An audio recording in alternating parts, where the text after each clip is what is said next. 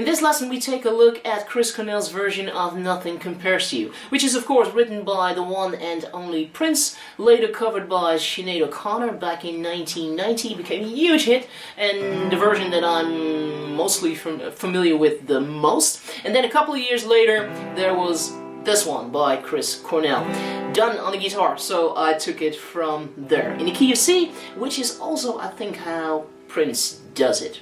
She is in the key of F though, so quite a bit higher. If you would want to match it with hers because you have her vocal range, then just capo the guitar on the 5th fret, use the same chord shapes and go from there. Might work. I don't have a range, so I'm glad with this key.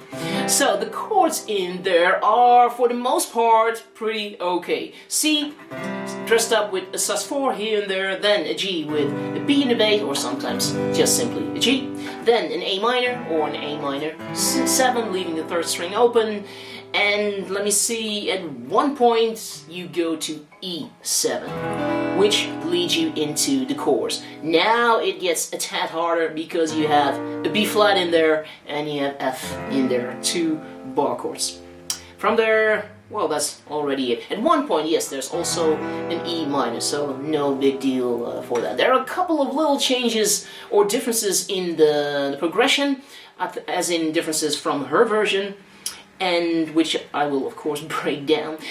Then, as for the strumming, it is simply double time strumming there. So it means you have like, it's a 4/4 time song, you have 8 downstrokes, 1 and 2 and 3 and 4, and which of course gives you 8 upstrokes there as well, which gives you just simply a lot of room to vary it and to strum through it randomly. In this case, leaving out, well, not in this case, in general, leaving out is the biggest challenge, and well, definitely something that you should do there. Less is more.